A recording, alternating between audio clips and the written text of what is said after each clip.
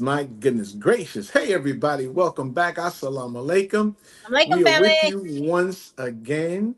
And man, oh man, we got a show for you tonight. Teach, how you feeling? Feeling good, excited to be here for another exciting episode of Nothing But the Truth with Brother Jamil and And Sister Tisha. And we are here in living color, live and in person.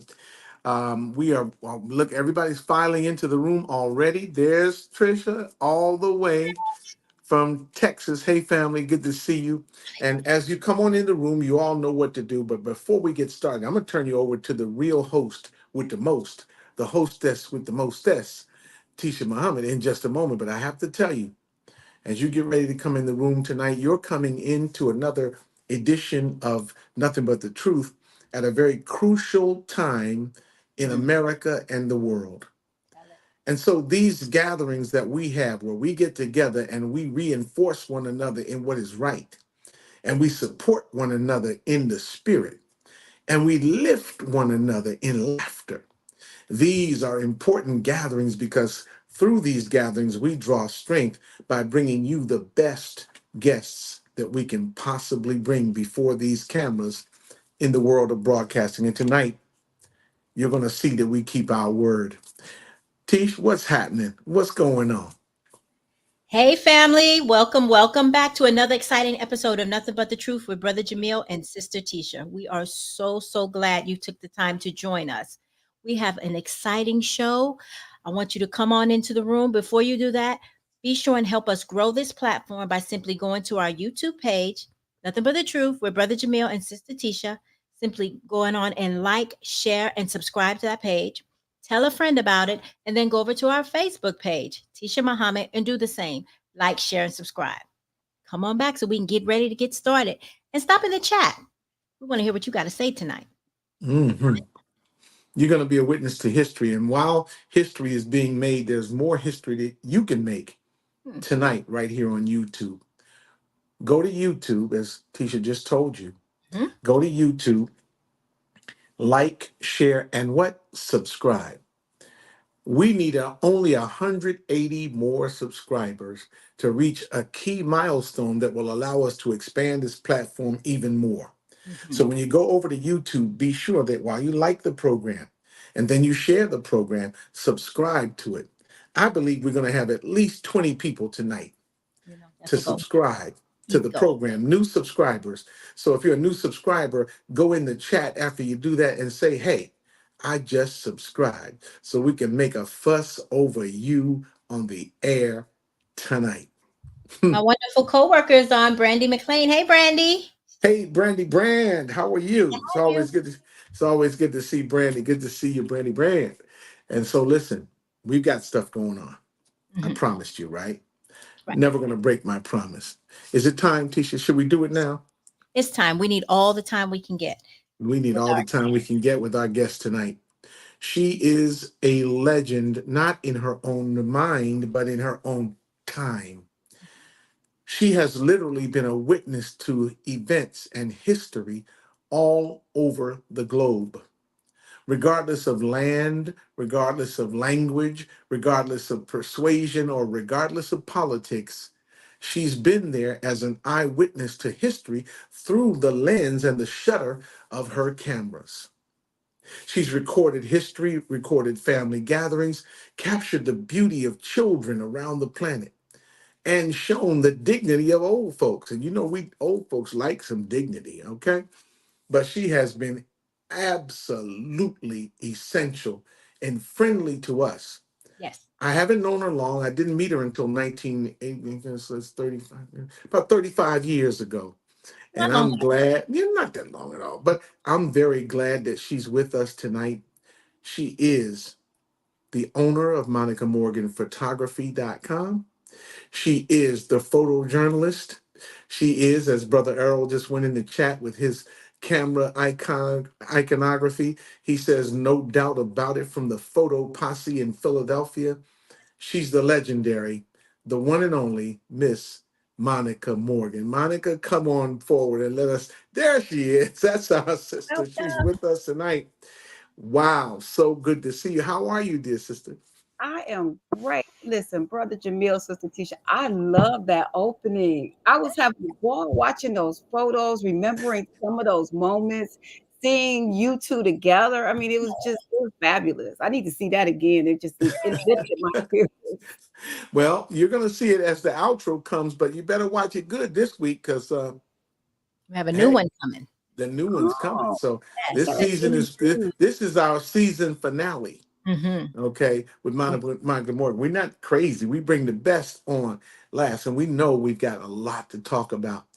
Tell us briefly, how did you become the Monica Morgan? You were just like everybody else at the beginning.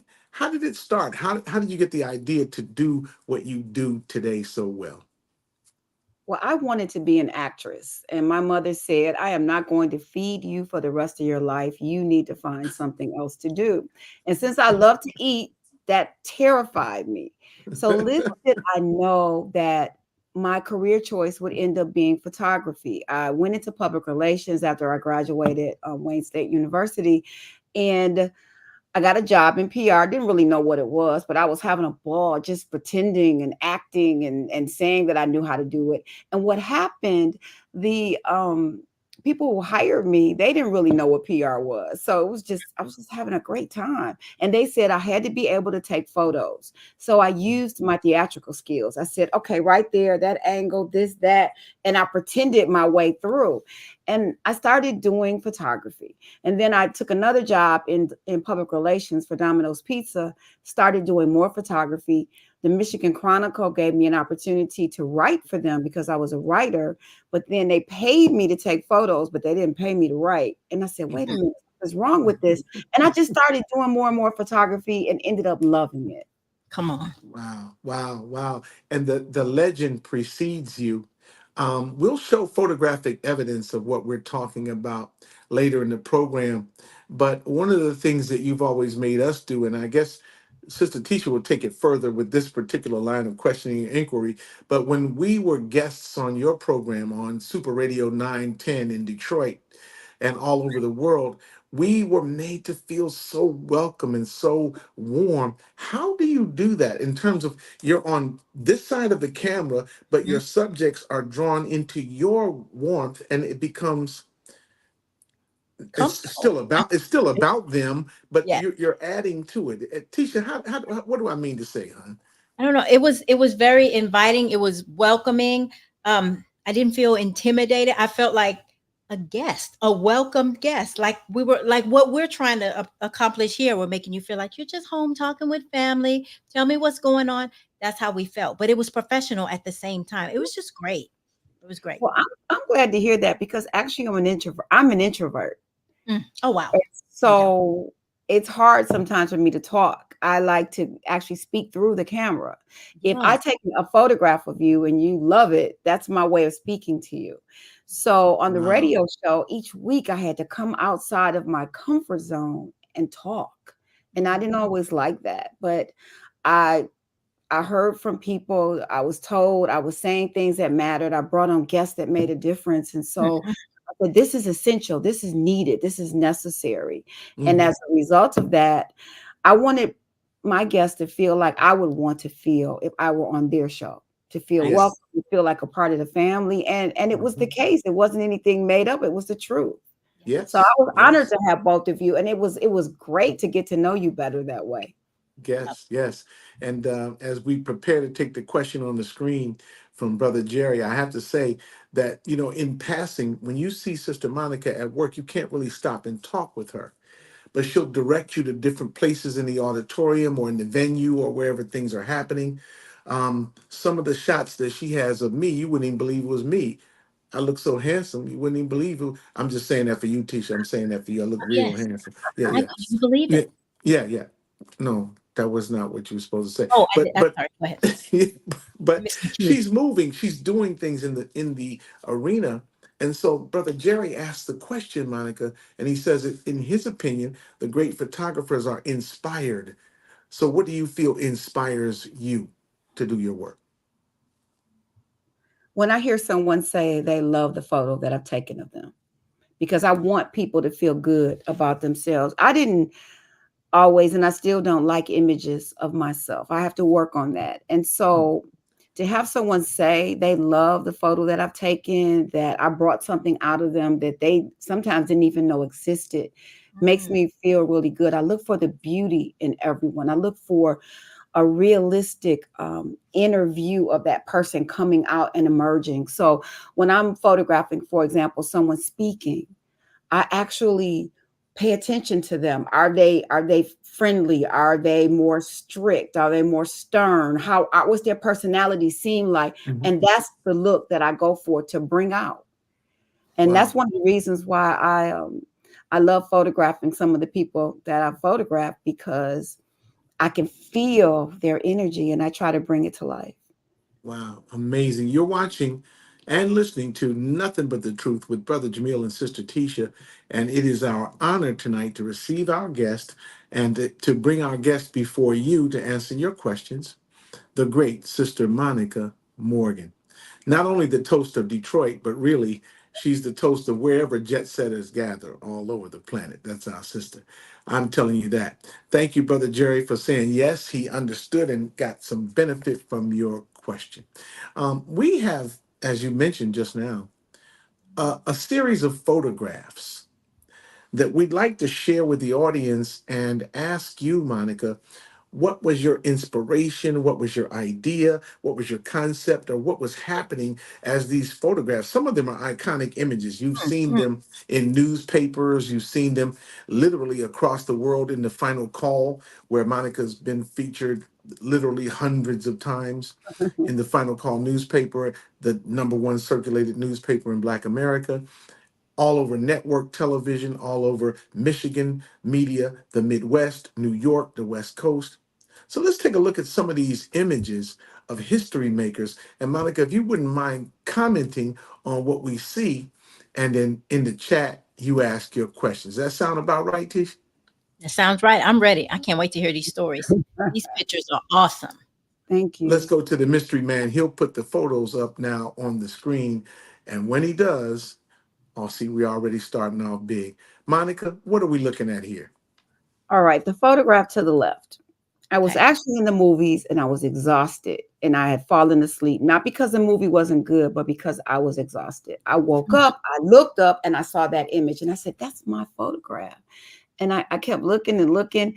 And then I researched it and found out that it was an image that I had loaned or to our lease photos to Getty Images, and that was one of those images, and that's how it appeared in the movie, and I got a check for it.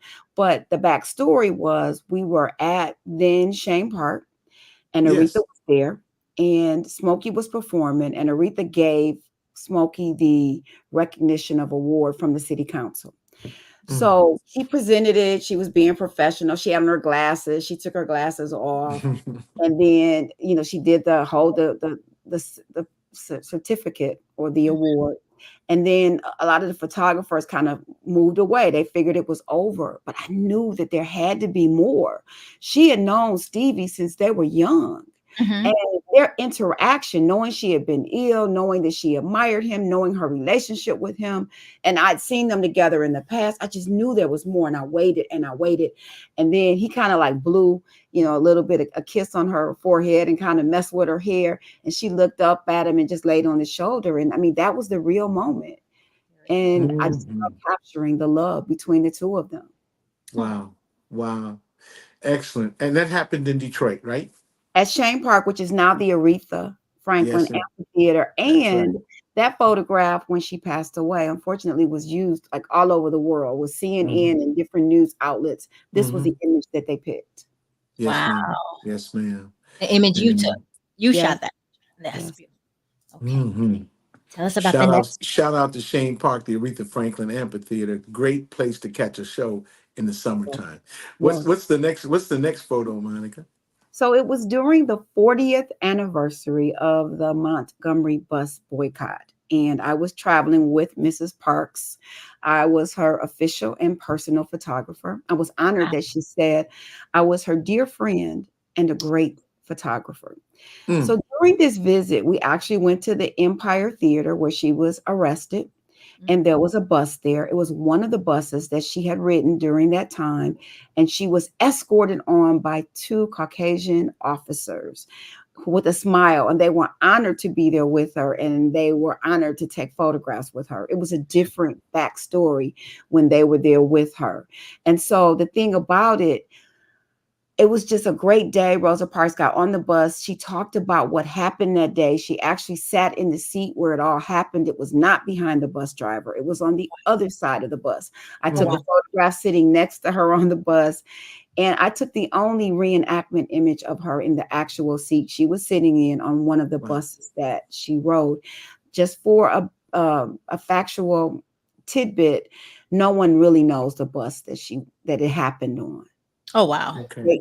There were just buses during that time period that she rode on. Wow. So we're looking now at history. We're looking at culture. We're looking at entertainment. We're looking at the civil rights movement. Is there a particular piece? And I agree with you, Bree. This is our niece, Bree from Dallas, Texas. She says, beautiful. You're so talented. You're so talented. And along that same line, there's another comment. Oh, there it is. That our dear brother Dave C says, and that's Big Dave C himself. Okay. Big Dave C. He says, I knew there was more, quoting you, the appetite of a creator. That's it. That is Photos it. are so important because she's capturing history, our history. And our children need to see this. And as grown-ups, we need to see it. I love it. It's just so, this is just good. Thank you. I want to add too, though, during that visit in Montgomery, we actually found out that the bus driver was still around. And we looked up the address and we went to visit him. Oh, wow. He wouldn't open the door. He wasn't a very nice person. But I wanted to photograph him because, he wasn't photographed at all. And I didn't see him. But the thing was, he and Rosa Parks had run-ins prior to this. So he was no stranger. He was not a friendly person. And Montgomery did not accept Mrs. Parks the way the world receives her. They actually used an image of a woman that looked like a bag lady and said it was Rosa Parks. And when we went to the station to say, and this wasn't Mrs. Parks. Mrs. Parks, she didn't care. She was easygoing. But we cared. We wanted to protect her image. And we went to the station and there was a African-American female. She said, well, it was one of the photographs when she was beat up. Why would you use a photograph when she was beat up? But it wasn't her. It wasn't her. Wow. So it was unfortunate that we went to a restaurant and people actually got up when they found out it was her in the crowd or in the room and left. Oh, wow. So racism is still alive and prevalent there in Montgomery. Wow. Wow. Take that as a lesson, dear viewer, a lesson that we hope to share with you and hope to one day make irrelevant. But today, it still counts. It still counts. Nothing but the truth with Brother Jamil and Sister Tisha. We're going to come back to your question, Brother Jerry. I know you've asked a question in the chat, but we're going to come back to it because we've got more photos. Yes. We've got more with Monica Morgan. And if the producers will allow us, we'll go up with the second bank of photos with stories. Yeah, we celebrate. We're celebrating, yes. All right. All right. Photograph to the left is Mother Khadijah Farrakhan. And I want you to know that this particular photograph was taken, I think it was taken during the Million Man March. I'd have to check that. But I saw her and I've always loved her. I love her smile, her energy, her personality. And she's so, so down to earth. And so I changed the background, did a few little tweaks, and I sent it to her. And she called me. And I missed the call, and she left a voicemail. And she said, I almost fell out on the floor when I saw the photo. When I went, actually, I was like, oh my gosh, it's Miss Mother Khadijah. And so what happened, I called her back. I was nervous. My heart was palpitating. And she said, I look great in that picture. She said, I had to ask my husband, did I look that good? I said, oh my gosh, I am a minister. I'm like, she's talking about the minister. You don't know. I was out of breath. And she said, just call me anytime. I went, I wouldn't know what to say. I was just so in awe. I would sometimes be at press conferences or different events, and I would exchange looks and glances with her. And I remember once, right after the Million Man March, when someone said that there were hundreds of thousands instead of the actual number, and we looked at each other like, "Can you believe that?" And I just felt so good to feel that kind of energy between the two of us. The second photograph. Okay. That is Winnie Mandela in Herzliya, Israel. I got a call. Can you come now? Literally, can you come now and photograph her historic visit to Israel? And her visit was with the African Hebrew Israelites, and Prince Asiel bin Israel was her host. And I Wow. said, well, I can't come now, but I can come later. I hopped on the plane a few hours later and got to Israel. But my first encounter with her, so again, it's Winnie Mandela. Right. A little different, but it's like it's Winnie Mandela. And so she looked at me and she said, I like your earrings. And I said, oh, thank you. And then she looked at me very seriously and she said, I like your earrings. Oh, wait a minute. Okay. I went and touched them because a lot of times I forget what earrings I have on. And she said, I like your earrings. Give them to me. And she put her hand.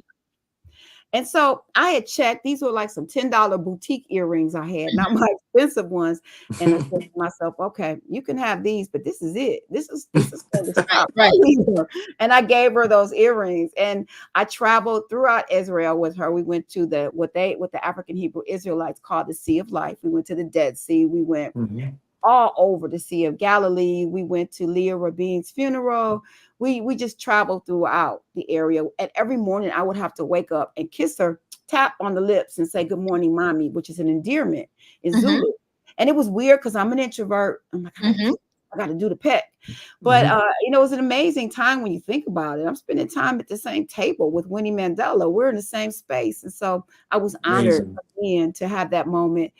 And then the last photo. Rosa Parks. She stopped by my studio with Elaine Steele. They were on their way somewhere. I was on my way to photograph Roy Jones for HBO. And I got the question, can you take Mrs. Parks' photo for her Christmas card? I'm like, what? I got to go. I got a photo shoot. Okay, how do you say no to Rosa Parks? Right, you don't. So it really wasn't Rosa Parks' idea, but okay. Anyway, she was there. I'm like, I pulled out this horrible looking plant. That was all fake. That was the best I could do. I think it was September. And I wasn't thinking about the holidays. So I pulled that out. She had on the perfect outfit. My friend, I called her up real quick. She came and did some makeup. Her name was Monica as well. And then Parks' hair, let me tell you, it was down her back.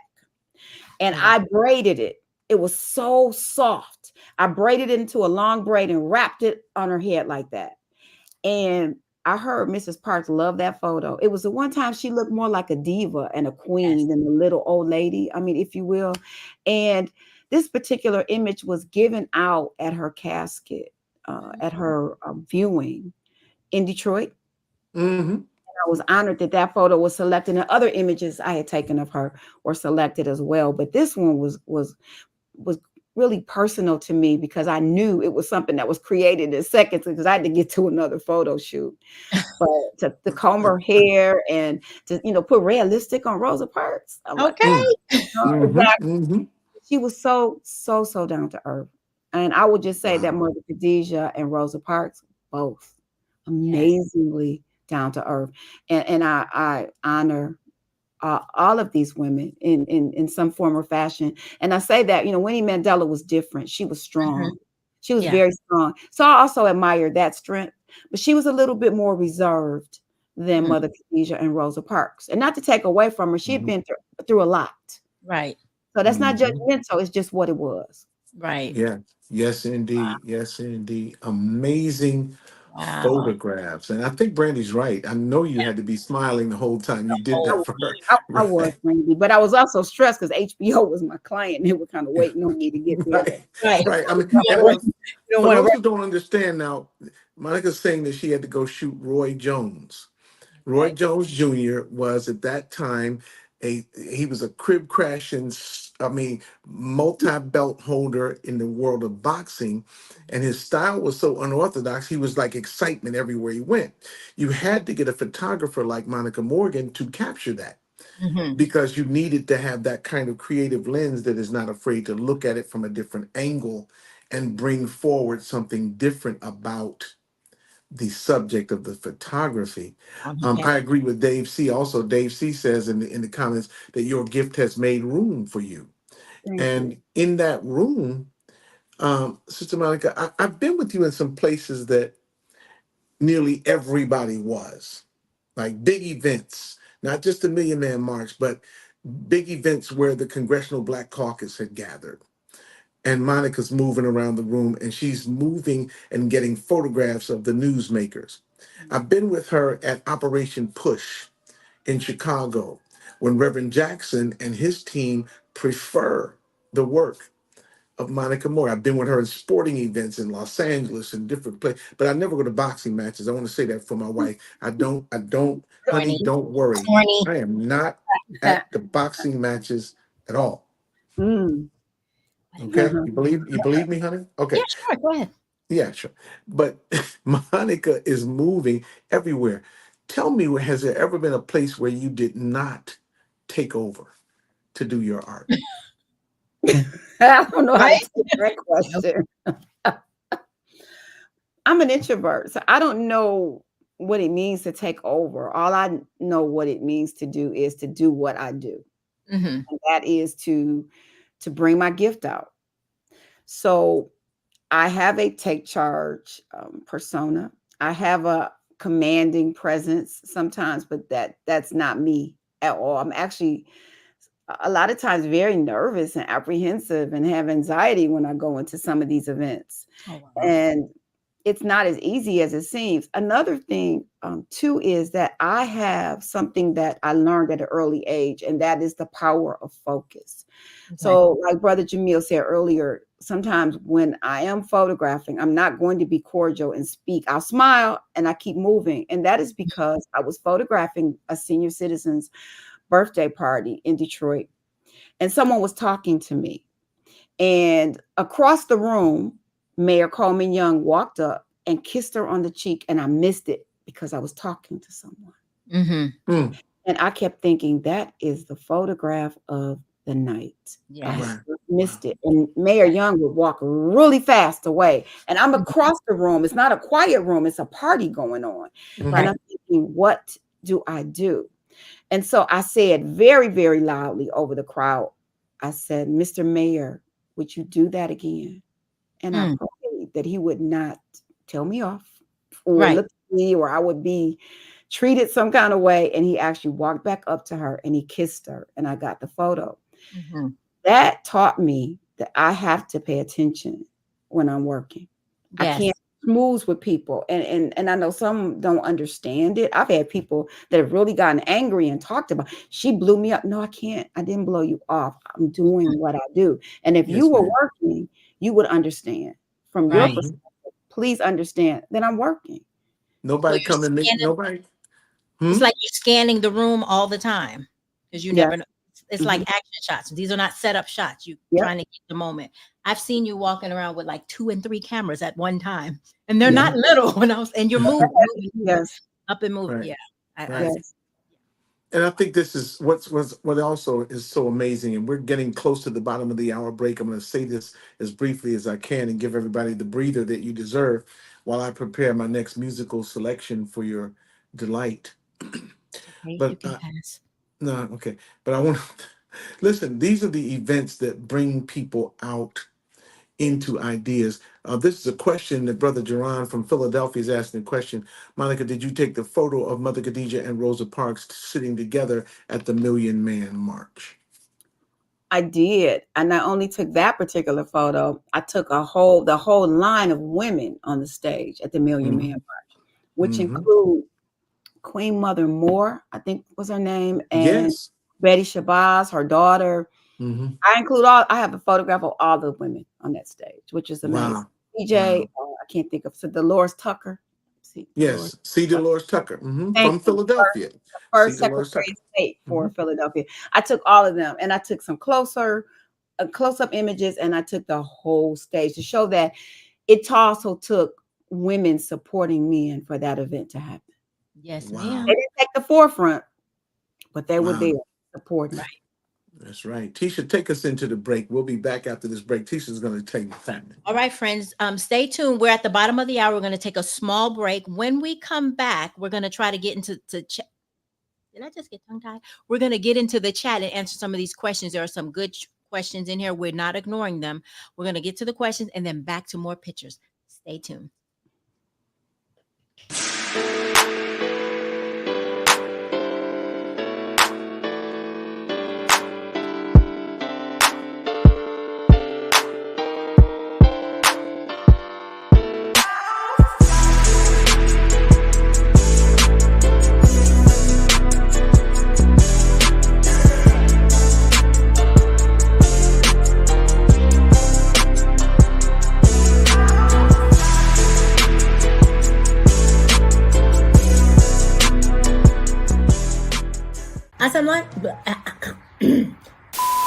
Assalamualaikum, family. Assalamualaikum. What are we saying? What are we doing? Woo! Assalamualaikum, family. Assalamualaikum, family. Assalamualaikum. We want to thank you for taking the time to tune into Nothing But the Truth with Brother Jamil And Sister Tisha. We thank you for every Thursday night joining us for appointment viewing. 8 p.m. Not 8 a.m. Yeah, I'm going to come in on the PM. Yeah, 8 p.m. Thursday nights by YouTube, by Facebook, by Instagram, by all the other means by which we can be seen. But we thank you, because without you, as a matter of fact, here the Manhattans, there's no me without Why you. does he always do that? Assalamualaikum. There's no me. You didn't say assalamualaikum. You didn't say assalamualaikum. Oh, assalamualaikum.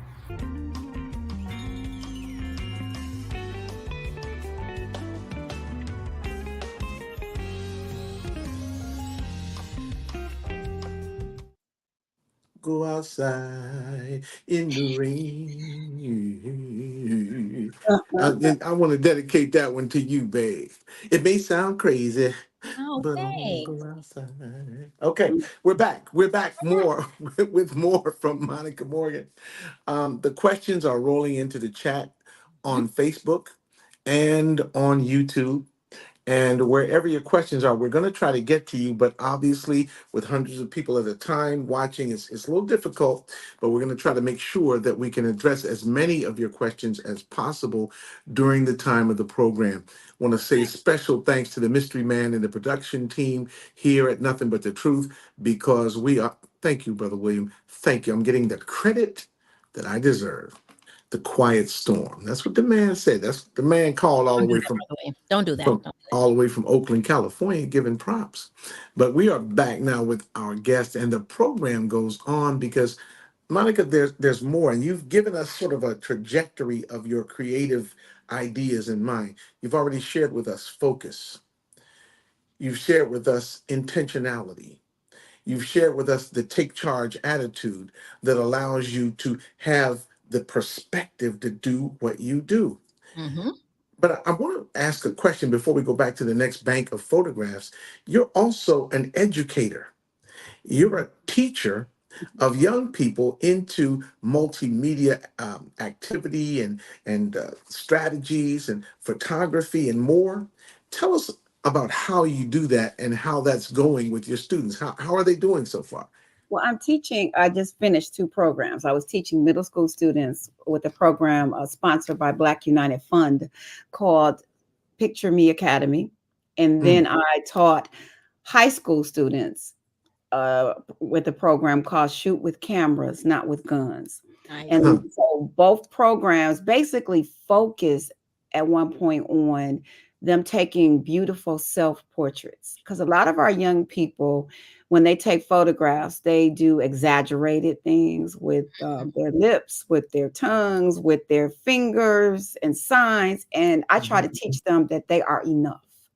They don't have to do that. They are beautiful no matter how they look, and they are enough. And I actually had a run-in with one of the students in a way. She was taking photographs with my phone, and I had a ring light up and I had given the instructions, and she did the pout, and I didn't like it. And I told her, I said, you are disrespecting me on my phone. I'm not your friend. I'm your instructor. Mm. And so I said, you do those things with your friends if that's what you choose, but not with me. And Mhm. so, of course, she did the flight. She got mad and she went out in the hall. And I felt bad because I didn't want her to feel bad, but I wanted her to understand that she doesn't have to do those things. She was Mhm. actually a beautiful young lady. And so we were going on a field trip to Fox 2. I have a friend who's a producer, a director there, and he was kind enough to. They don't give tours, but he was kind enough to give tours to my 2 classes. And so I told everyone if they don't do a pleasant or smiling self-portrait, they could not go. So the young lady submitted a smiling, and it was a genuine smiling self-portrait. And I realized that she got it. Maybe it was the trip that made her really want to do it. But the thing was, when we were on the trip, I thanked her for submitting the image. And then we left the station after the vice president of news actually talked to the students and interviewed them. Well, they called us back because they wanted to do a special interview. And I selected that young lady to go and be one of those interviewed because I Okay. felt like she had grown. And she said Yes. she was more in 2 weeks than she had learned in her life. And Yes. I cried because that was a moment that really made a difference. And so I taught all the young people and the middle school students as well. At the end of the class, they got to see themselves on potato chip bags. We did custom branded potato chip bags. And we also did, well, they didn't know, but there was a cake with their photographs on it that they had taken of themselves. And each group were ooh and eyeing. They were Yes. excited to see their work on a cake. Yes. That little thing made a difference to them. And then they looked at me like they understood why Yes. they needed to look pleasant and not give these menacing looks and some Outlet. sensitive looks that are out there that they think they should emulate. Wow. She's gonna think twice every time she goes to do the pouty lips. Yes. Honestly. Yes. Yeah. Yeah. She Oh, better. She better. I'm never doing it. Amazing. Amazing. Tonight on Nothing But the Truth, legendary photojournalist, artist, historian, and educator Monica Morgan is with us. We are watching your comments and questions in the chat. Of course, we welcome Sister Deanna from Baltimore is here with us. Walaikum salam to you, my dear sister. Also, we see Brother Dave C with another question that I think is essential. Let's move forward with this question. Is that okay, Tish? We'll put it up and see what Well, we have from Dave C. but before you move off of the teaching, though, Mhm. there was one before that, a technical question that came up. Oh, The yes. teaching Yes. issue. And that was from Brother the Rockwell Radio Show. Ah, He had asked, "What are the 2 lenses every photographer should have?" That's why So we're I use a medium range lens and I use a zoom lens. So my zoom is a 70 to 200. All of my lenses are 2.8. And the other one, oh gosh, why am I all nervous right now? It's the 70, I can't think of it. It's like 35 to 70, but it's that medium range. So I keep that on my camera, but I can't go anywhere without my zoom lens because a zoom lens is very flattering when you take a person's face. And so when you zoom in with a zoom lens, it just makes you bring out your features. And then I don't use the wide angle. I take a wide angle every once in a while. So my wide angle is 15 to 35. And that can distort the face. So I don't use that with faces. I use that with groups. And then the other one is 35, I think, to 70. And I keep that on the camera at all times. So that's for the close range. But I don't like to go anywhere without that zoom. yes, ma'am. Yes, ma'am. High tech. And then when you watch this program again, as I'm sure you will, make sure you make a note of those technical counseling tips, those things that may be coincidental to the professionals, but as you're growing into photography as a hobby or a new profession for yourself, it's going to be great to see what you can do with it. Brother Errol from Philadelphia says you must stay focused, and that is right. That's very, very true. We'll go to this other question as Tisha directed me. We'll answer that one. We'll come back with the next bank of photographs, and it may be that Sister Monica will give us a little bit of time over the hour because the questions are pouring in. I don't know, but we'll ask her later. Here's the question that comes up now. It's from Brother David C. Muhammad. He says, do you find that you have a process when you capture images, or is it a brand new experience every time? That is a phenomenal question. And that's a very good question for me to think about, but I would quickly say it would have to be a brand new experience every time because every situation is different. However, I take with me my experience to capture the new experience, if you will. So I'm always looking at angles. I'm looking at if people are talking at a microphone, some favor this way, some favor that way. And so I'm going to get to the side that they favor. I'm paying attention to those things so Yes. that there's not, if there's some people who like to speak with a mic directly in front of them Mhm. and sing with the mic right here. So I'm going to get to the side so that mic does not look like it's attached to their face. I'm constantly evolving and moving and thinking through the process. And it's different all the time because situations are different. But then again, Wow. there are times when I can say, okay, I know this person, they always speak that way. I know this person, they always speak with the mic right here. So I may have to go higher, lower, sideways. So it just depends. That's amazing. I thank you for that question, Dave. See, one of my favorite photographs of myself was taken by Monica at the Cobo Arena in 1990, Wow. way back. And she captured me at work doing what I do or what I was doing. And it was so coincidental as to be natural. And that was the thing that made it attractive to me. So, Monica, I thank you for adding that to our collection as well. Thank There are you. two film questions in the chat, and I'll put them up verbally first. William Muhammad from Oakland says, "Do you still shoot film? And if so, what's your favorite film?" And then Brother Earl asked the question, "What was your best film camera?" Mhm. I don't shoot film, but my favorite film at when I did shoot film was Fuji because Fuji was made for darker skin tones. Kodak was Okay. made for lighter skin tones. Hmm. Fuji by the Japanese was made for darker skin tones. So Gotcha. it's always Fuji. And right now I prefer the mirrorless camera because the mirrorless is fast, it's light, it's just amazing, especially with lighting. And so I use a Canon mirrorless. I've always used a Canon brand. My first mirrorless camera was Sony because they were the first ones to come out with it. But once Canon came out with it, it was a game changer for me. Gotcha. And I use lenses that are made for the mirrorless camera, even though I could take and use an adapter for my other cameras. But I want to use what was made for the mirrorless cameras. I have a question before we go to the pictures, and it kind of stems off the question that Brandy is asking concerning children. On Nothing But the Truth, we like to focus on the youth a lot too, and pushing our youth. Do you find that you're seeing a lot of children interested in photography? Because I see that this is a way for them to escape and to use their creative mind and to learn and to grow. Photography would be wonderful, but I don't know that it's brought to our community that much. Do you find that the children that you or children you come in contact with are interested in learning photography more than just like on their cell phone or whatever, the art of photography?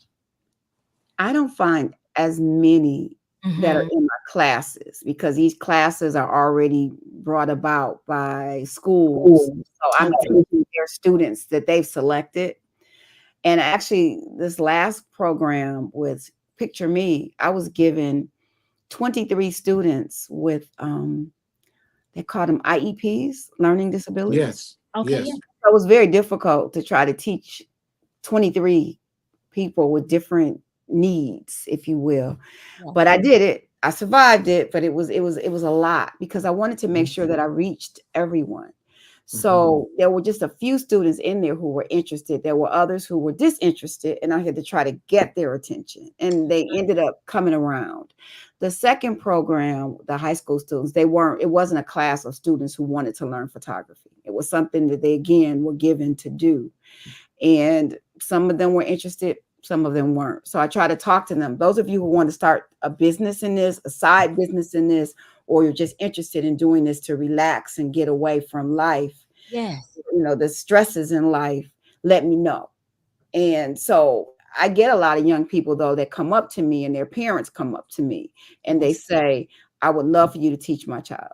And I would love to be able to, but there's only so much time in the day. And so I would need to be able to put classes together to bring people together to do that. And I would love it because there's nothing like seeing a child advance. I've taken young people with me to concerts. I've taken young people with me to Savior's Day. I take young people with me everywhere so that Yes, they ma'am. can experience things, not just the photography aspect, but the meeting people aspect and the being involved and being immersed in something they may not know about.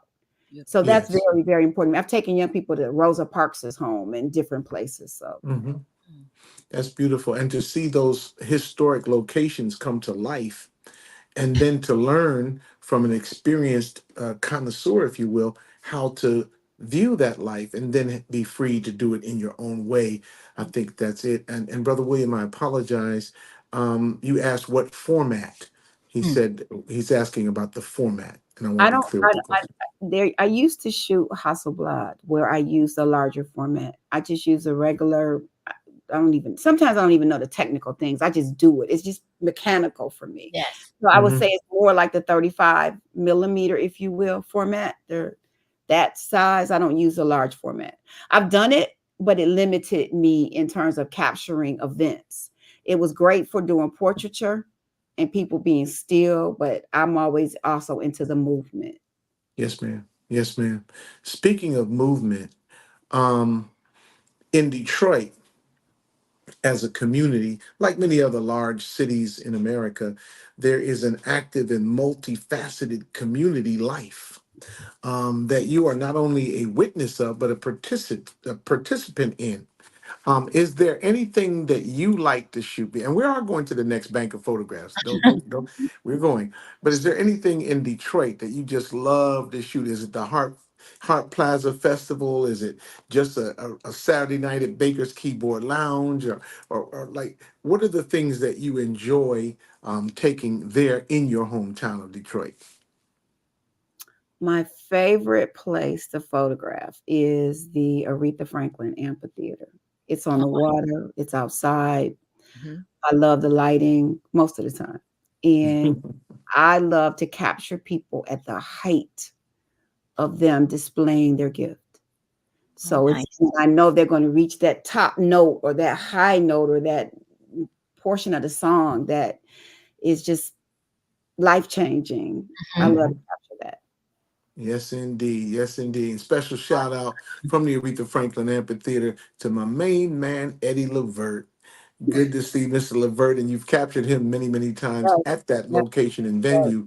But Mr. Levert up in his 80s and still sitting down in that chair singing his heart out. So You're right. there's more to do. And so special thanks to the Nothing But the Truth team from Sister Jill in Memphis. She says, wow, thank you for that clarification regarding film choices. Never knew the nuances between Kodak and Fujifilm. Me neither. Thank you, sister. And thanks to the Nothing But the Truth team. But this is why, and you may not know this as an introvert, as a person who tends to be to yourself, but you have become a legend by your service and your creativity. And that's what makes you the valuable asset to a community all over the world. I've never been in a city where Monica didn't already have friends. Wow. Never. And I travel pretty much myself, right? I do. But I've never been in a city where people didn't already know her and respect her work, whether from Getty Images or from the broadcast replications of her work or from magazines or from newspapers. But she's quite well known. And we're about to show why. Now, let's go to this next bank of photos um, and see what we got there. I'm going to have a sip on, just have a little sip. Yeah, we got that. Yeah. Ah, what do we have here, sister? What So did you shoot? the left image is the moment that Nelson Mandela raised his hand and took the oath of office and became president in Right. South Africa. I was right in front of him, as you can see, during that moment. Now, there's a long story behind it, but I will make it brief. I hopped on a plane without a plan and said, I'm going to South Africa. I was Yes. afraid, but I wanted to go. People were dying. There were tires being put around people's necks and they were being set on fire. And I had never been out of the country like that. I'd been to the Bahamas and places, but never South Africa. And yet I always had this, oh, wow, I wanted to know more about Nelson Mandela. I wanted to know more about apartheid because as a middle schooler, I had a lesson from a teacher where he said slavery and apartheid still existed and I couldn't believe it. And so that Mm, fascination mission carried over. I was selected to travel in his motorcade when he came to Detroit in 1990. And so people were like, you are going to his swearing to RA selections. And I'm like, no, that's not in the plan. Right. And then I spoke to Malcolm X's brother's wife, Mhm. Sister Amina Omar, and she said to me when I said, well, it's I basically I said I couldn't afford to go. And she said, well, just say you choose not to go. Because if you wanted to go, you would go. You Oh, wow. charge, I'm sure, your clothes, your shoes, whatever you want, you could charge this trip and go. It's probably not as expensive as you think. And that day I went and I booked a ticket. Come on.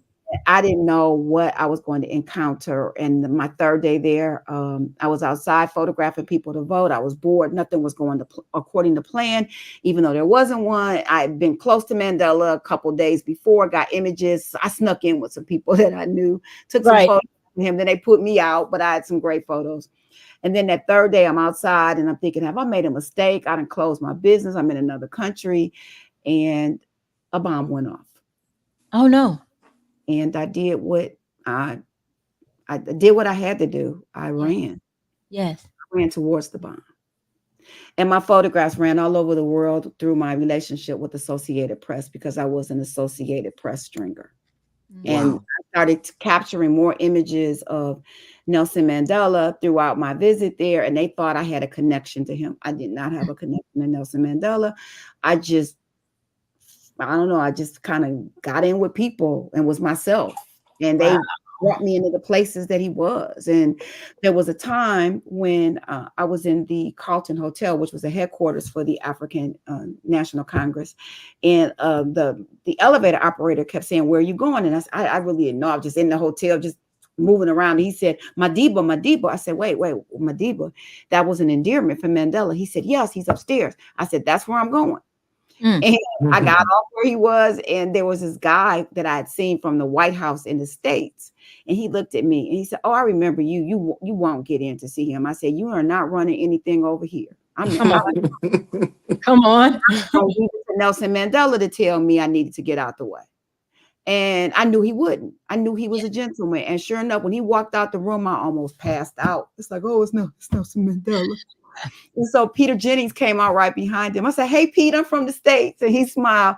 And I asked Mr. Mandela if he would take a photograph, and he posed for me. Yes. And I mean, I was so nervous. I wasn't sure if my shutter was clicking, but I took the image. And it was just the thought that he did it. I asked him and he did it. And so that was a life-changing moment. Moving forward, I was there for his inauguration. We got there at 3:00 in the morning. There were dogs. There were all kinds of things for an 11 a.m. ceremony. I didn't mind waiting. And when I found out, quote, the Americans were there, The Americans. I was dressed. I was always dressed. So I was dressed in a suit. Mhm. I snuck into where the Americans were. Yes. And I photographed Bishop Tutu. I photographed Coretta Scott King, I photographed Martin Luther King, the third. I photographed all kinds of dignitaries, congressional members. And then outside, when I came back out, I photographed Yasser Arafat and his wife, Suha, and other people. So my point is, I snuck, I took advantage of the moment, and things happened. And I was just going to say that I just let God lead me. Come on. I didn't know where I was going to All right. I was afraid. I did it afraid. Mhm. I got what I needed. And you see, this is a moment. Come The on. photograph to the right was during the convention in Denver. And I just felt the moment. Yeah. I was there. I was in a lot of pain because then I had bone against bone knee problems. I ended up getting both replaced at the same time. I was 4 days in the hospital, a week in rehab, and then I got out and shot Aretha Franklin's birthday party shortly after the inauguration that same year. After the convention, it was 2009. She had the hat, a cake made out of the hat that she wore at the inauguration. And it was also a party favor, but Aretha didn't know when we were negotiating that I had double knee replacement. And I was in the hospital and my doctor said, "You are not leaving that soon." I said, "Oh, I'm getting out of here. I got stuff to do." Wow. Amazing. But Literally amazing. I gotta add this, and I'm sorry for cutting you off because this is extremely an important moment. I was there, and a young Caucasian male looked at me and told me to get on my knees when I was taking these photographs of Barack Obama. And I said, I can't, it hurts. I can't get on my knees. I'm bone against bone. He said, well, you shouldn't do something you're not able to do. And that Well, sunk in, and I ended up getting both knees replaced later. Come on. well, one thing we know for sure is that he didn't know what you were supposed to do or what you could do. We're going to make a direct appeal now. The time, we're 3.5, 4 minutes ahead of the hour. We're going to ask the production team, if it's all right with you, Monica, to grant us another block beyond the traditional and customary end of our hour programming. But there are so many great questions and a few more really great photos that we need to see. Monica, if it's all right with you, we'd like to request if you could hang out with us just a little bit, like about a half an hour. Would that be okay? That would be great. I'd be All honored. right. All right. I'm Let's sitting do it. here with, we're behind stage, but I'm sitting here with this goofy grin the whole time with every picture, just like, I And just love history. And yeah. these shots are so candid and so just real. I'm just like, it's like I'm there. Yeah. And then when you're telling what had happened, it's like I'm there. I can see it. So I just thank you. This is truly a gift that you have and that you are sharing. And I appreciate you so much for doing such. Absolutely awesome. Thank you. Indeed. Yes, indeed. Well, Go back to grinning. Yeah. let's get ready to ride, everybody. Little housekeeping at the top of the hour. I noticed that the subscriptions have only gone up by one. Just one. So we're going to ask everybody, get back in there, like, share, and subscribe to the program. That helps us to grow a platform where we can actually have more of this kind of programming. And who knows, in the upcoming season, we might see Monica come back if we treat her right while she's here this time. So let's make sure that we do the things that we need to do. Our guest tonight, legendary photographer, photojournalist, artist, historian, and educator, Monica Morgan. She's with us live via Nothing But the Truth with Brother Jamil and Sister Tisha, and we've got another half hour of dynamite programming come up. We love her work too, Brother William, and we see you out there in Oakland, California. Brandy said, you're back to grinning again. Gotta love you, Tish. Okay, that's the way, I'm loving it. This is my element. I'm loving it. Now, Brother Jerron is asking a question we'll start with before we get to the bank of photographs. It's an interesting question because he's going to ask the question, can you talk, Monica, for a short time about your relationship with International Nation of Islam rep, Minister Abdul Akbar Muhammad? Minister Akbar and you always seem moving and collaborating and working together. And that smile on your face tells us that you do have something that you recall about Akbar. Oh, of course. He actually selected me to go on a trip with, there were seven Muslim brothers. There was Brother Jerome. There was Brother Jerron, I should say. There was Brother James. There was Sultan. There was Brother Mustafa. There was brother, just all brothers. And then there was me. And then I am not a member of the nation. I support the nation. I believe in a lot of the things that the nation says. I got to wear my red lipstick though. Okay. But anyway, I'm saying there's all the other things I agree with. So for me being there, it was like, wow, culture shock, because we were in Tripoli, Libya, and that was a different world. And so it was amazing that Brother Akbar selected me. And I asked him why. He said, because you sent me a postcard. And I sent him a postcard, and it said photographs by land, sea, or air. And it was a photograph of me getting out of a helicopter I had rented at the Million Man March. Yes. And so he said he posted it on his bulletin board. And when he needed a photographer, he saw that, oh, that's sister. And he just, next thing I knew, I was on my way to Tripoli. And that was one of many visits, thanks to him. And he was very, very patient with me, because I am not like a lot of the sisters in that I'm as patient. And I was a little bit feisty with some of the things he would say, but I realized that in the long run that he meant the best for me. Yes. And so we kind of had that father-daughter relationship. Like, I'm not doing that. I want to do this. And so I was honored that he kept taking me, because I don't know if I would have kept taking me, because there were things I didn't necessarily agree with. One moment, I know a sister wasn't supposed to do this, but I was hanging out of a vehicle taking photographs in Sudan, and women didn't do that. I hopped on the back of a motorcycle and was doing stuff. And they're like, women don't do that. I'm like, We don't. yeah. Yeah. I'm like, Man. okay, well, I'm a photographer. I'm just not. I'm just gonna be a photographer. I'm not gonna be a woman. I'm gonna be a photographer. And Well, so, and it was funny because Jerron and I, we had some great moments, some very memorable moments. Yeah, it needs to be in a book, because it was he, Brother James, and I, and we were before the leader of Tripoli, or the leader of Libya, Brother Muammar Gaddafi. We were Yes. in his office, close up. Wow. We've had some moments, and then Jerome had a very interesting moment. He got kidnapped. I mean, for real, he has a story. He actually got kidnapped, and he got hurt and brought back. And there was talk that they were going to kill the people who kidnapped. I mean, it was. We have lived some stories, Wow. and some of them I may have to be quiet about. I have to let him tell his portion of that story. But I want to thank just the nation for accepting me in, because I mean, when I'm with Brother Jerron, and when I'm with Brother James and Brother Richard and Sister Starla, I mean, they just accept me in and let me do what I do, and it just makes me feel so good. I'm grateful for that. That's it. That's it. And when she uses those names, family, she's talking about the editorial and photographic staff of the Final Call Incorporated, based in Chicago. That's the organ, the information organ of the Nation of Islam. So, wow.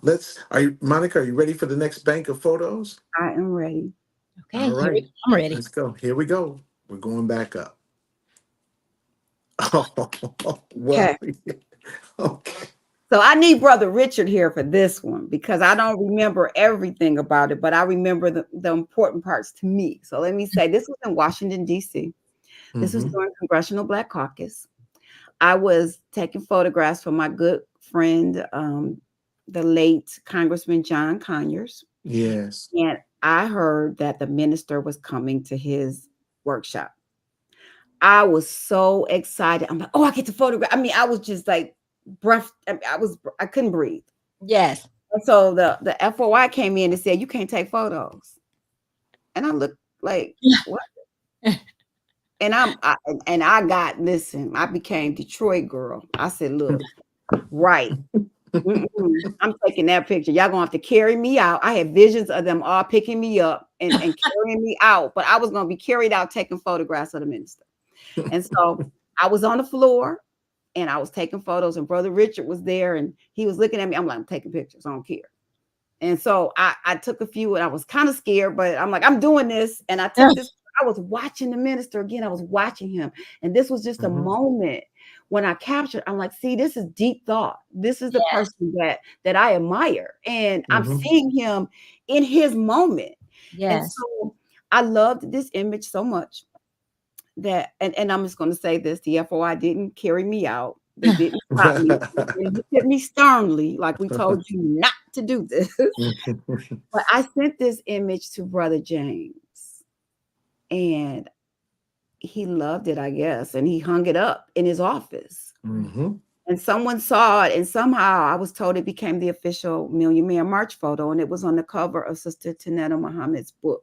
And I was honored. I saw it on a sweatshirt, and I was absolutely honored to have this image. And so I was introduced to him by Brother James that night at CNN of the Million Man March. We were at CNN, and he and Brother Mustafa were watching the results and return reports from the Million Man March. And so James is taking my photo, and I don't want to stand there looking giddy and smiling from ear to ear. So I look all stern, like I'm looking at the results. And on the inside, I'm like, oh my gosh. Oh my God.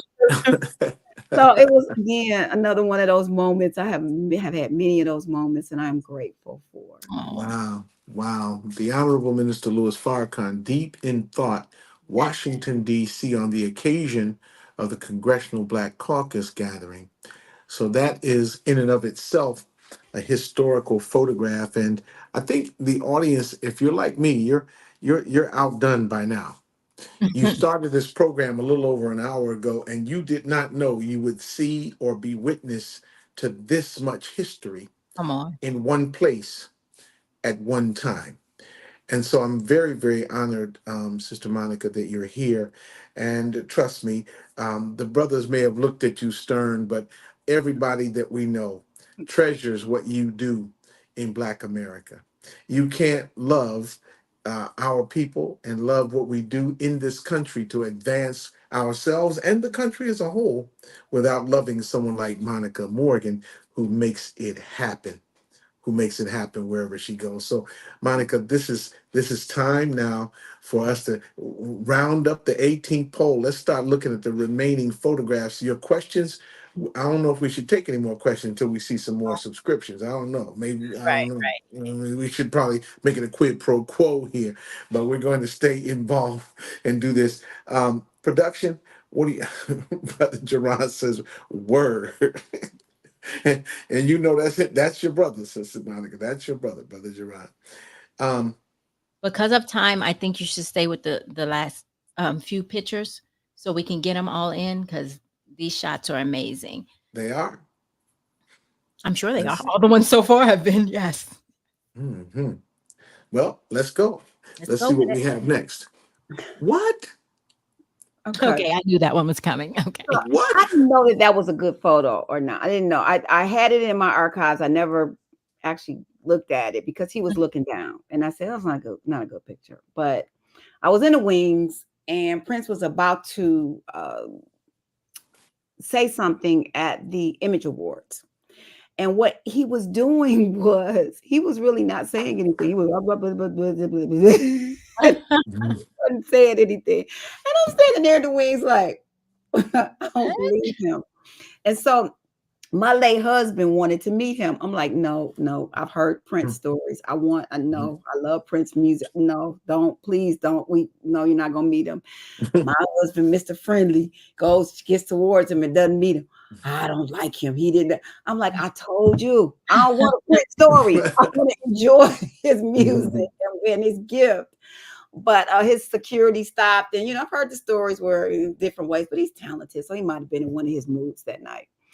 The second image on the right, that photograph was actually printed at the Detroit News, and the person that printed it was hoping that it didn't come out, and so it was filmed, and it wasn't developed the way it's been developed, and so actually it was done to mess it up, and that's what occurred, and it ended up being the whole front page of the Detroit News.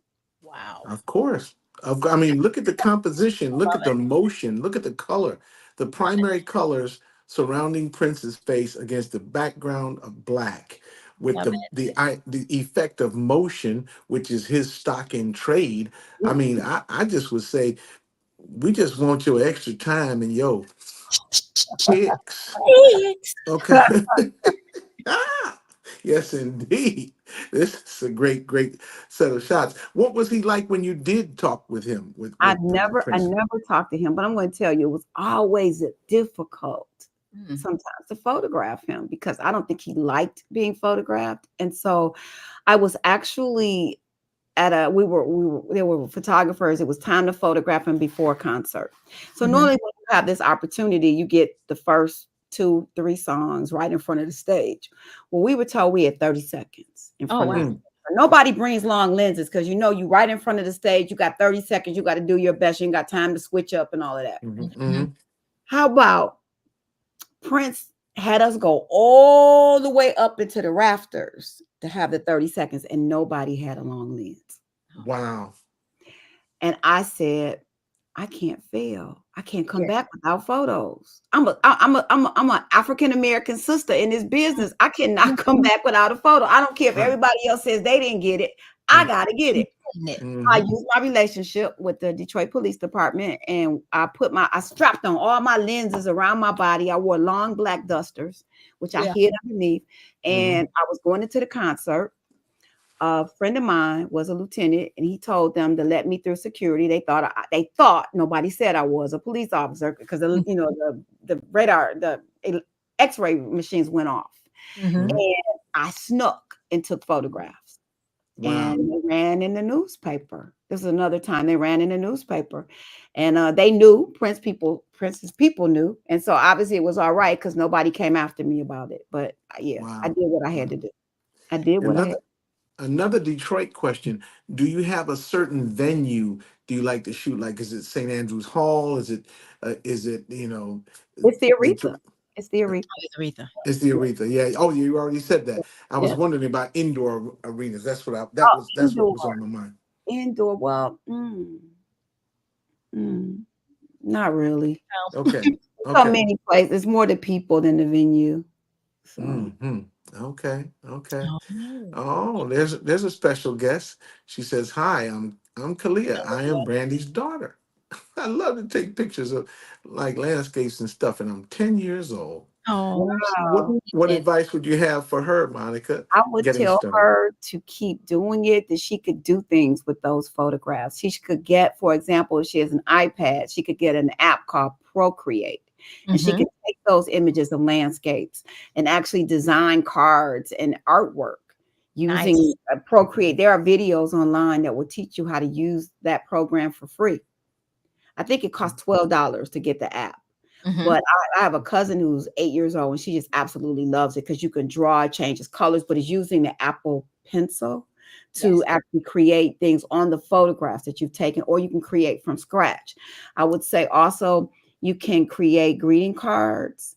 It's really easy. You can buy some stock paper and put it through your printer and make greeting cards and send them to people. Sell them if you want to have a business at a young age. You can do your own show and put together a little show with maybe 8x10s and get a sponsor and take it around to motivate young people. There are all kinds of things you can do with images. I don't like landscapes per se. I like people, but it's whatever makes you comfortable and what makes you happy.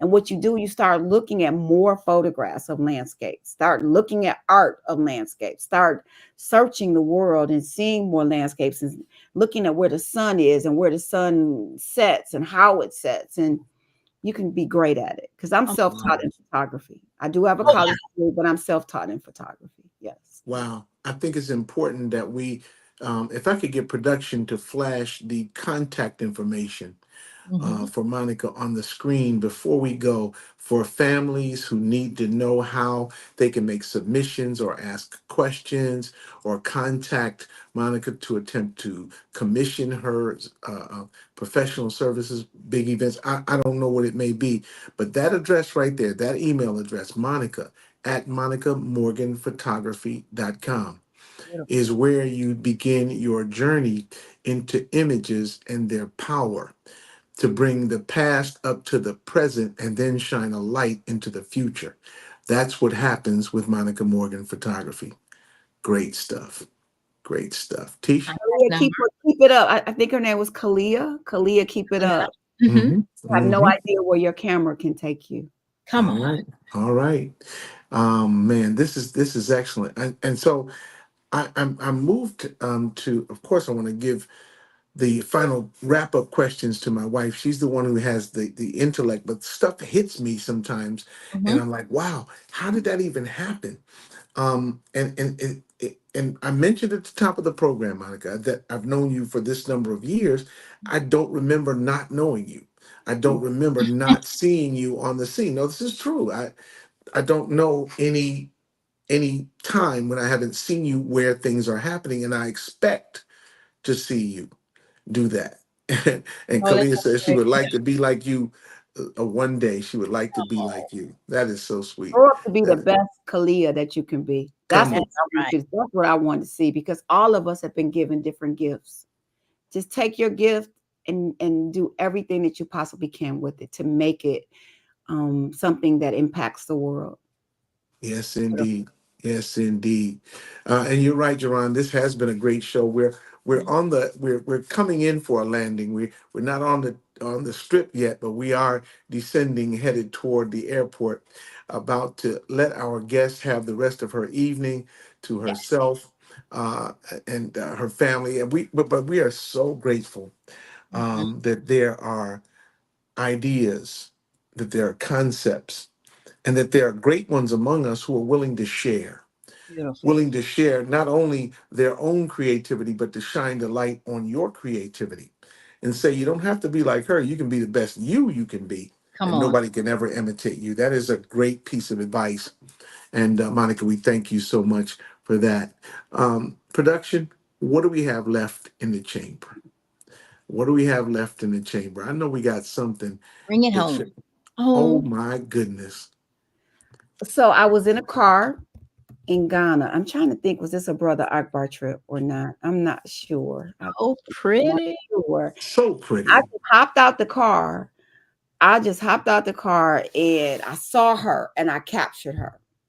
And I asked her name and she was very shy. She said Celestia. They were like 3 students walking home from school. And I just thought she was absolutely stunning. So her name is Celestia and she is from Kumasi, Ghana. No, that was not an Akbar trip now that I think about it. But yes, I was there documenting lifestyles in Kumasi. She's gorgeous. Wow. Kumasi in the north of Ghana, and the business center and bustling metropolis there in West Africa. Your international travels, Monica. You've been literally, you've described 4 or 5 continents just in this conversation. Um, do you have a place that is more, where there's more photogenic activity just in a place, or is all the world the same in that regard? So my heart is within the continent of Africa. I've been north, south, east, and west, and wherever I Mhm. go, I am just captivated by the images of Africans that I see, Yes, indeed. especially the Yes, children, indeed. especially the children. Wow. Wow, it truly is gorgeous to see this level of work. Now, before we go, what's next for Monica Morgan Photography? What's next? What are your plans? What do you have in the chamber? What are you loading up for your next creative venture, and how can we support you? So I need to be working on a book. More people keep telling me, work on a book, work on a book. I also Mhm. I've created some greeting cards. I love that because it's, near and dear to my heart. I'm always sending handwritten notes to people. Mhm. Something happened yesterday, Okay. which made me decide I really need to have my own outlet. I need to have my own outlet. And so there are a lot of times when I go to events and people say, we want to see your photos. Well, if I don't post them to Getty Images, Mm-hmm. or if I don't have a local newspaper to post them to, a lot of the images are not seen. And I Mhm. realized I needed to have my own whatever. And I'm saying own because I don't know what I want it to be yet. I'm going to have a meeting with someone that I consult with this weekend. I don't know if I want it to be photo of the week. I don't know if I want it to be photos that make you think or just what I want it to be. Okay. But like I go to events sometimes and I take thousands of images and 1 or 2 are often used in publications, sometimes maybe up to 10.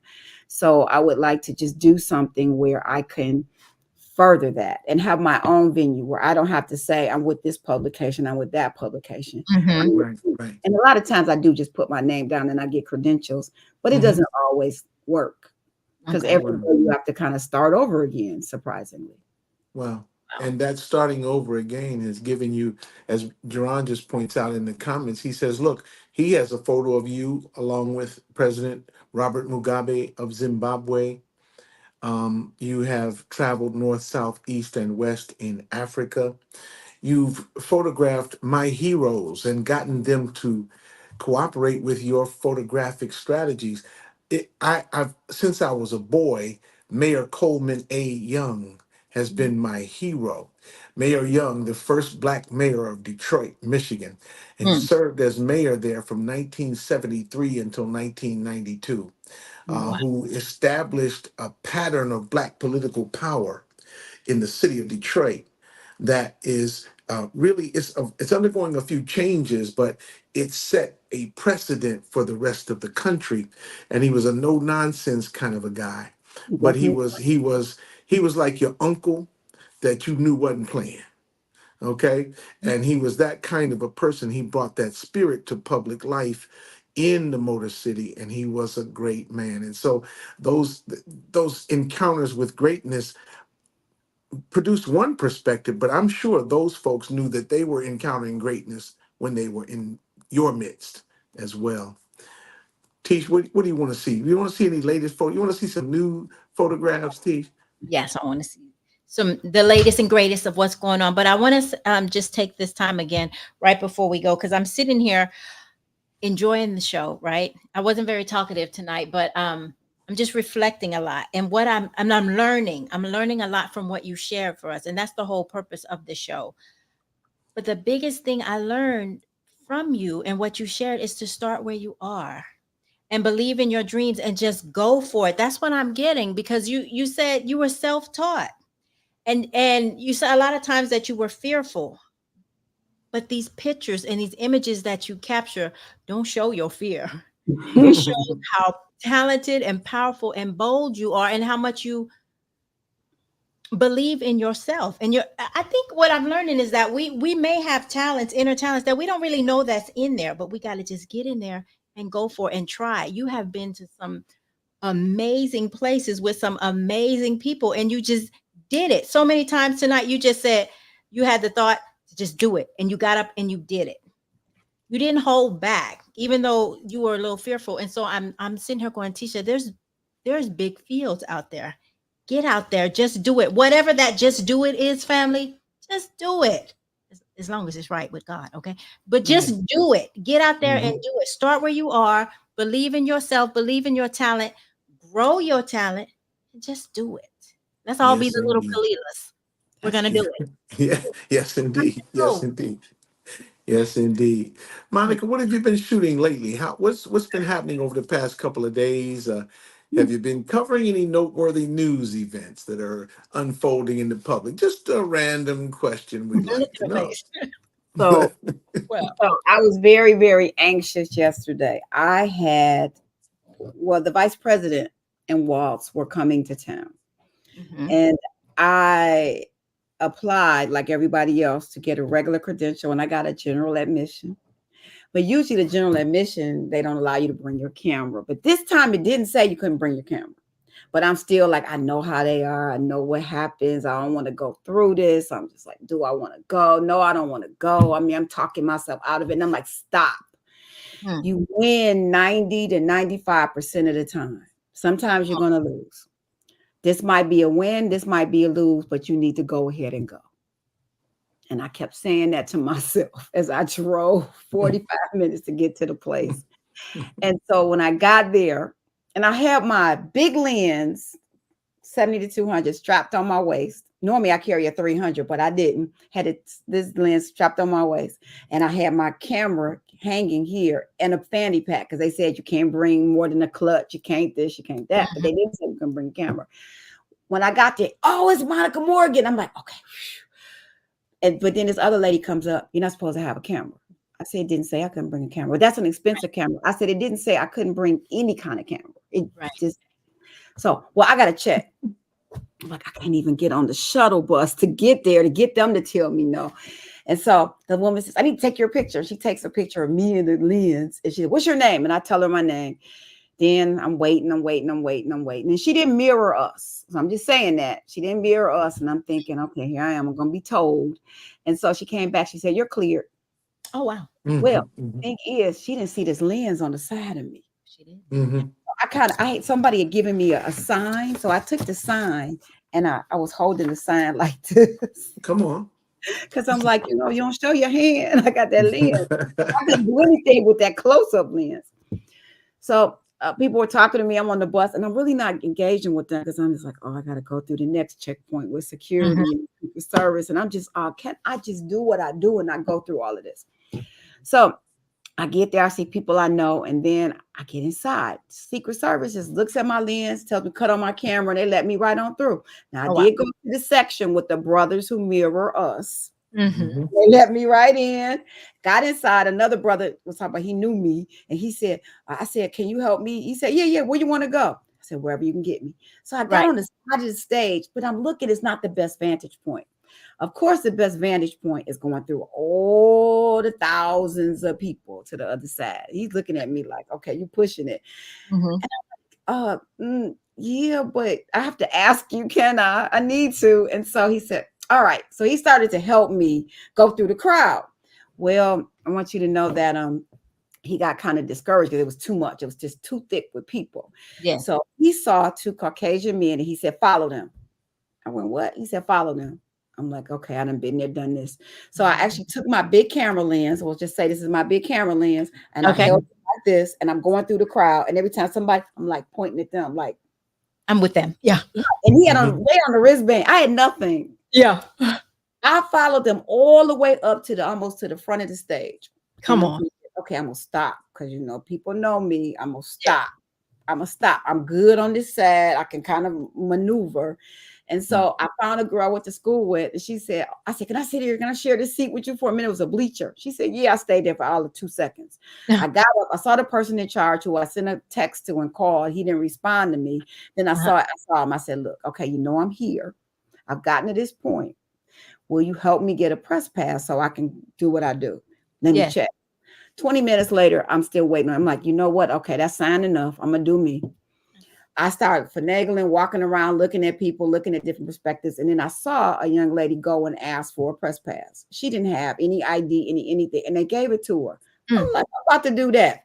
I walked up, told the young lady, oh, I need one too. And so she said, oh, okay, who are you? I told her my name. She said, who are you with? Well, I'm freelance. And then she said, okay. And then she gave me the press pass. Come on. The press pass. Okay. Is there anybody else without a press pass? I said, oh, I wasn't paying attention to anybody. Right. Me. So I got there was 2 risers, a young lady that I mentored, she was there, and we were scoping out different risers, and I told her we need, and so I'm following, and we got to the best place where there were, photos. I probably took several thousand photos, but I'm going to say this: there was a moment when Air Force Two was landing, and they were playing Beyonce's song "Women Rule the World," and I just started to cry. Because we go through so much, but we do. I mean, we're there supporting men.